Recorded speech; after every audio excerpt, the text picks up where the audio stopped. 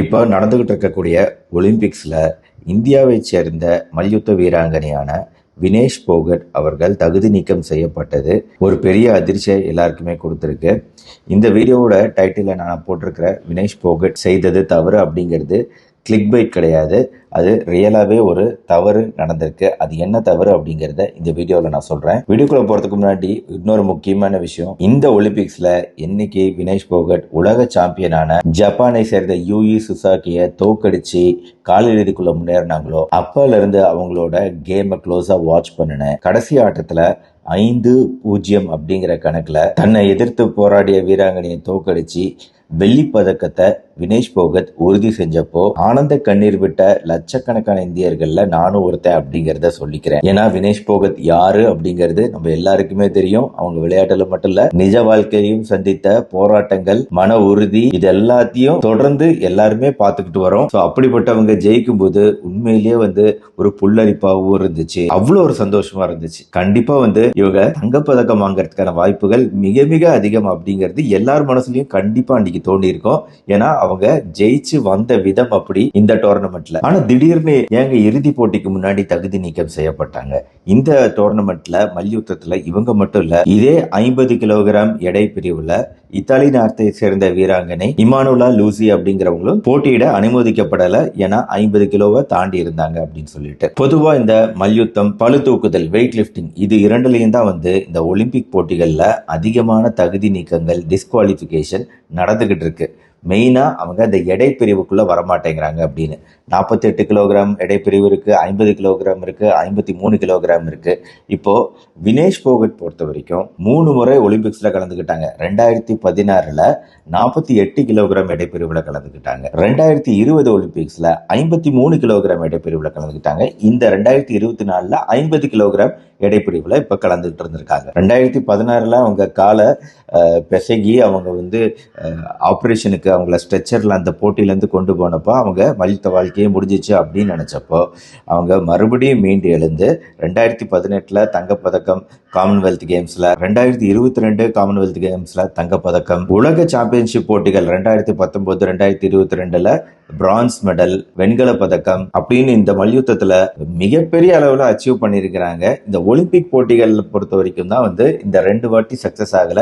இந்த 3வது வாட்டி கிட்டத்தட்ட வெற்றி கோட்டை தொடர நிலையில இருந்த போது தோல்வி அடைஞ்சிட்டாங்க. சரி, இப்போ இந்த தகுதி நீக்கம் அடைஞ்சதுக்கான காரணம், அந்த பிரச்சனைகளுக்குள்ள வருவோம். ஒரு டாக்டரா நிறைய விஷயங்கள் இதுல இருக்கு. அதாவது வினேஷோட எடை அப்படிங்கிறது இந்த 50 கிலோகிராம் பிரிவுல போட்டி அன்னைக்கு, இறுதி போட்டி அன்னைக்கு காலையில 50 கிலோகிராமுக்கு பதில 50.1 கிலோகிராம், 50 கிலோகிராம் 100 கிராம் இருந்ததுனால தகுதி நீக்கம் செய்யப்பட்டாங்க. ஆனா இதுக்கு முந்தின நாள் அவங்க 50 கிலோ எடைப்பிரிவுக்கு 50 கிலோவே இருந்ததுனால தகுதி பெற்று அந்த வெள்ளி பதக்கத்தை உறுதி செஞ்சாங்க.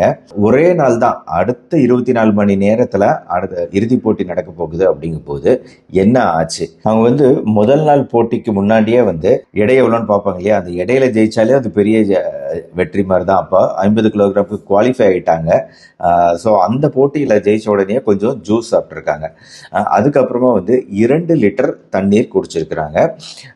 போட்டி அப்போ கொஞ்சம் அந்த நீர் சத்து இருக்கணும் அப்படிங்கிறதுக்காக.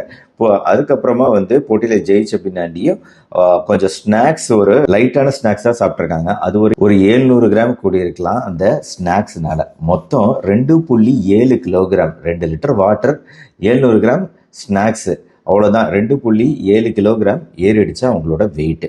இப்ப அடுத்த நாள் காலையில வெயிட் போடுவாங்க.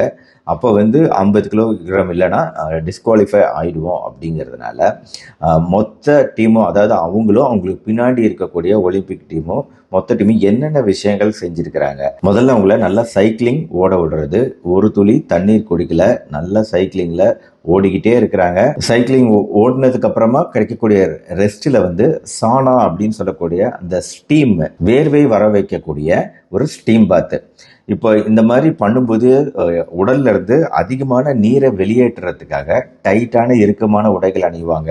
உடம்புல வந்து வேசலின்னு சொல்லிட்டு மெழுகு போன்ற விஷயங்கள்லாம் தடவிக்கிட்டு நல்லா வந்து வேர்க்க வைக்கணும். அதான் வந்து விஷயம். அதாவது காற்று நம்ம உடம்புல பட்டுக்கிட்டே இருந்துச்சு அப்படின்னா அந்த சீக்கிரம் ஆவி ஆயிடும், நிறைய வேர்வை வராதுங்கிறதுக்காகவே நல்லா டைட்டாக போட்டு நம்ம உடம்புல காற்று புகாதவாறு செஞ்சுக்கிட்டு அப்புறம் வந்து ஓடுறது.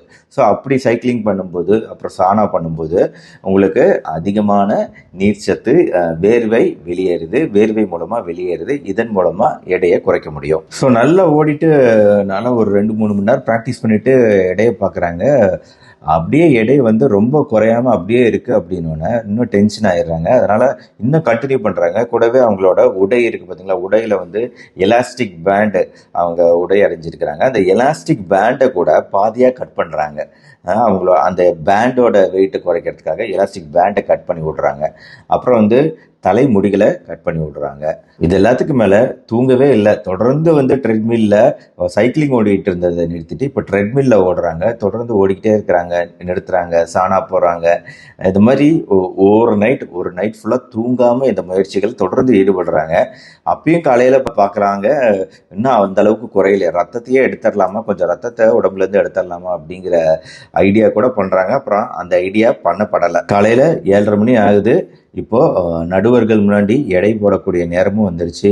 அவங்க எடை போட்டு பார்க்கும்போது எடை வந்து 50.1 கிலோகிராம் அப்படின்னு இருக்கு. ஸோ 50.1 அவங்க கேட்குறாங்க, எத்தனை முறை வேணாலும் அத்லெட் வந்து அந்த எடை மிஷின் மேலே ஏறி நிற்கலாம். அப்போது கொஞ்சம் வெயிட் பண்ணுங்கன்னு சொல்லிட்டு வினேஷ் போகட் போய் வாந்தி எடுக்க ட்ரை பண்ணுறாங்க. வாய்க்குள்ளே விரலை விட்டு வாந்தி எடுக்க ட்ரை பண்ணுறாங்க. ஏதாவது உடம்புக்குள்ளே இருந்தால் தானே வெளியே வரும், ஒன்றும் வெளியே வர கிடையாது. திருப்பி ட்ரை பண்ணி பார்த்துமே அந்த எடை வந்து 50.1க்கு கீழே இறங்கவே இல்லை. 50.1க்கு கீழே எடையும் இறங்கலை, இந்த நடுவர்களோட மனசும் இறக்கம் காட்டலை, இறங்கலை.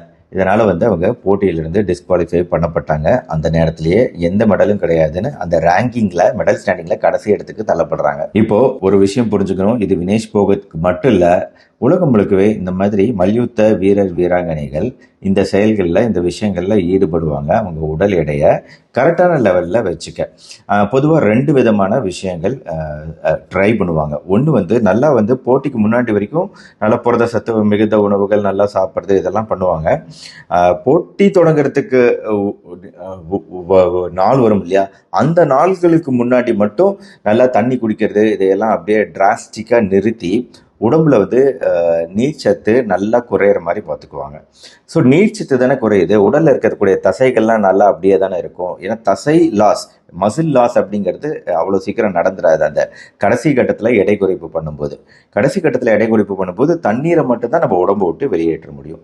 அப்போ நிறைய அத்லெட் வந்து இந்த மல்யுத்த வீராங்கனைகள் இதை எடையை குறைக்கிறதுக்கு இந்த மெத்தடை யூஸ் பண்ணுறாங்க. ஏன் யூஸ் பண்ணுறாங்க அப்படின்னா, அப்போ நல்லா போராட முடியும், ஏன்னா தசைகளை அதே வலிமையோடு இருக்கும் அப்படிங்கிற திங்கிங் தான் இதுக்கு காரணம். இது வினேஷ் போகட் மட்டும் இல்லைங்க, உலகம் முழுக்கவே இந்த திங்கிங் இருக்கு. இதில் இருக்கக்கூடிய மிகப்பெரிய டிராபேக் என்ன அப்படின்னா, அந்த நீர்ச்சத்தை நீங்க கடுமையா குறைச்சிங்க அப்படின்னா அது நம்ம உடம்புக்கு நல்லதே கிடையாது. இப்போ வினேஷ் போகத் பொறுத்த வரைக்கும் இந்த டெக்னிக்கை அவங்களோட மல்யுத்த வாழ்க்கையில நிறைய வாட்டி ட்ரை பண்றாங்க, நிறைய டைம் வெற்றி பெறாங்க, பல வாட்டி தோல்வி அடைஞ்சிடுறாங்க. அதாவது நான் சொன்ன முன்னாடி தங்க பதக்கங்கள்லாம் வாங்கியிருக்கிறாங்க, வெண்கல பதக்கங்கள்லாம் வாங்கியிருக்கிறாங்க. பட் இந்த டெக்னிக்ல இருக்கக்கூடிய மிகப்பெரிய ஃபிளா, நீர்ச்சத்து குறையும் போது நீங்க பல வாட்டி வந்து அவங்க மல்யுத்தம் செஞ்சுக்கிட்டு இருக்கும்போது அப்படியே பிளாக் அவுட் ஆயிடுவாங்களாமா. அப்படியே கிருகிருன்னு அப்படியே மண்டைக்குள்ள எதுவுமே ஓடாத மாதிரி கிருகிருப்பு வந்து கண்கள்லாம் அப்படியே இருட்டா இருக்கும், ஒன்றும் தெரியாது. அப்பயும் வந்து அவங்க பயிற்சி தொடர்ந்து 24 வருடங்களாக அவங்க வாழ்க்கையில பயிற்சி எடுத்துட்டு இருக்கிறாங்க. ஸோ அந்த பயிற்சிகள் தான் காரணம். அந்த பயிற்சிகள் மூலமா இன்ஸ்டிங்டிவா அவங்களோட உள்ளுணர்வு, இன்ஸ்டிங்டிவா உடம்பு வேலை செஞ்சு அவங்க மல்யுத்தத்தை கண்டினியூ பண்ணி சில போட்டிகளில் ஜெயிக்கவும் செஞ்சிருக்காங்க, சில போட்டிகளில் மயங்கி உலகவும் செஞ்சிருக்காங்க. ஸோ இதுதான் வந்து பிரச்சனை. இந்த உடம்புல நீர்ச்சத்து இவ்வளோ குறைய விட்டு இந்த டெக்னிக்கை ஃபாலோ பண்றது அப்படிங்கிறது, கடைசி நேரம் வரைக்கும் கொண்டு வந்த கடைசியில் டிராஸ்டிக்காக ரெடியூஸ் பண்றது அப்படிங்கிறது இது நல்லது கிடையாது. பேசிக்கலா மெடல் வின் பண்றதுக்குமே இது கரெக்டான டெக்னிக் கிடையாது அப்படிங்கிறது தான் இப்போ வல்லுநர்களோட பரிந்துரை. இதை நீங்க பண்ணாதீங்க. அதை விட இது அதாவது நீங்க அப்படி கடைசி கட்டத்துல தண்ணீர் இழப்பு தண்ணீரை குறைச்சி எடை குறைப்பு பண்ணோம்னா அப்ப நம்ம வெயிட் வந்து ஒரு 2 பவுண்டு 2 to 3 பவுண்டு அப்படிங்கிறாங்க. அது 1 கிலோ அப்படிங்கிற அளவுல கொஞ்சம் அதிகரிச்சிச்சுன்னா அந்த 1 கிலோவை நம்ம ஒரு எக்ஸசைஸ் பண்ணியோ ஒரு சைக்கிளிங் ஜாகிங் பண்ணியோ கொஞ்சம் அந்த தண்ணீர் எடையை குறைச்சிட முடியும் 1 கிலோ. ஆனால் 2.7 கிலோ அப்படின்னா இப்போ பேஸ் லைன் வெயிட்டே வந்து ஒரு 49 கிலோவில் மெயின்டைன் பண்ணிக்கிட்டே இருக்காங்கன்னு வைங்களேன். அப்போ 49 கிலோனா அப்போ ஒரு 50.5ன்னு போனாங்கன்னா அப்போ 50.5 இல்லை 49.5 கொண்டு வர்றது சுலபம். ஆனால் ஒரு 2.5 கிலோ ஏறினதுக்கு அப்புறம் அதை கொண்டு வர்றது அப்படிங்கிறது, அதுவும் டிராஸ்டிக்காக கொண்டு வர்றது அப்படிங்கிறது மிகப்பெரிய ரிஸ்கியான விஷயம். கூடவே ரெக்கமெண்ட் செய்யப்படாத விஷயங்கள் இந்த சானா, வேர்வையை வர வைக்கிறது, கடைசி நேரத்தில் தீவிரமாக தண்ணீரை சுத்தமாக குறைக்கிறது, கலோரிகள் உணவோட கலோரிகளை குறைக்கிறது, இது எல்லாமே வந்து டேஞ்சரான ஒரு விஷயம். ஈவன் மூளையில் வீக்கத்தை உண்டு பண்ணுற அளவுக்கு டேஞ்சரான விஷயங்கிறது நம்ம புரிஞ்சுக்கிறோம். அதனால தான் நான் சொல்கிறேன், இது வந்து டெக்னிக் வந்து அவங்க யூஸ் பண்ணக்கூடிய, இவங்க மட்டும் இல்லை எல்லாரும் யூஸ் பண்ணக்கூடிய டெக்னிக் தான். ஆனாலுமே இந்த எடை குறைப்பு டெக்னிக், போட்டிக்கு முன்னாடி வேகமாக எடை குறைக்கணும் அப்படிங்கிற அந்த டெக்னிக் வந்து தவறான டெக்னிக். ஆக வினேஷ் போகத் வந்து எல்லாரையும் ஜெயிச்சாங்க, உலக சாம்பியனையும் ஜெயிச்சாங்க, எல்லாரையுமே ஜெயிச்சு ஃபைனலுக்கு இறுதி போட்டிக்கு வந்தாங்க. கடைசியில் அவங்க தோத்தது அவங்க கிட்டேயே தோத்துட்டாங்க. வினேஷ் போகத்துக்கிட்டே தோத்துட்டாங்க அப்படிங்கிறது தான் இதில் இருக்கக்கூடிய சோகமான விஷயம். ஒரு அப்ளை பண்ணியிருக்காங்க international agency for sports arbitration அப்படிங்கிற அமைப்பு. அதாவது உலகம் முழுக்க விளையாட்டுகளில் வந்து கடைசி தீர்ப்பு கொடுக்கக்கூடியது எப்படி வழக்குகளுக்கு கோர்ட் இருக்கோ அதே மாதிரி விளையாட்டுகளுக்கு ஒரு கோர்ட்டு தீர்ப்பு கொடுக்கக்கூடிய ஒரு ஆணையம் இருக்கு உலக அளவில். இந்த ஆணையத்துக்கிட்ட அவங்க ஒரு ரிக்வஸ்ட் கொடுத்துருக்குறாங்க. வினேஷ் போகத் என்ன கொடுத்துருக்காங்கன்னா, அட்லீஸ்ட் எனக்கு அந்த சில்வர் மெடலையாவது நீங்கள் கொடுக்கணும் அப்படின்னு. அது உண்மையிலேயே நியாயமான ஒரு கோரிக்கை தானேங்க. 5 பேர் அவங்க தோக்கடிச்சாங்க. 5 பேருமே வந்து மிகப்பெரிய ஜாம்பவான்களை தோக்கடிச்சு தான் அவங்க ஃபைனலுக்கு வந்தாங்க. அப்போ அந்த போட்டிகள்லாம் அவங்க எடை பிரிவு கரெக்டாக தான் இருந்துச்சு இல்லையா? 50 கிலோக்குள்ள இருந்ததுனால தான் அவங்க பர்மிட் பண்ணப்பட்டாங்க, ஜெயிக்கவும் செஞ்சுட்டாங்க. கடைசி நாளில் மட்டும்தான் உங்களுக்கு எடை அதிகமாக இருந்துச்சு. அப்படிங்கும் போது இவங்களை கடைசி நாள் டிஸ்குவாலிஃபை பண்ணியிருந்தாலும் இதுக்கு முன்னாடி ஜெயிச்சதுக்கு ஒரு கிரெடிட்னு ஒன்று வேணும் இல்லையா? அந்த வெள்ளி பதக்கமாவது வேணும் இல்லையா? ஸோ அதற்கு அவங்க மேல்முறையீடு செஞ்சிருக்கிறாங்க, கோரிக்கை வச்சிருக்கிறாங்க. அதற்கான தீர்ப்பு இன்னைக்கு வரப்போகுது. அந்த தீர்ப்பு நல்லபடியாக இருக்கணும் அப்படின்னு சொல்லிட்டு, அந்த வெள்ளி பதக்கம் இந்தியாவுக்கு 4வது பதக்கம் கிடைக்கணும் அப்படின்னு சொல்லிட்டு உங்களை மாதிரியே நானும் வேண்டிக்கிறேன். நன்றி, வணக்கம்.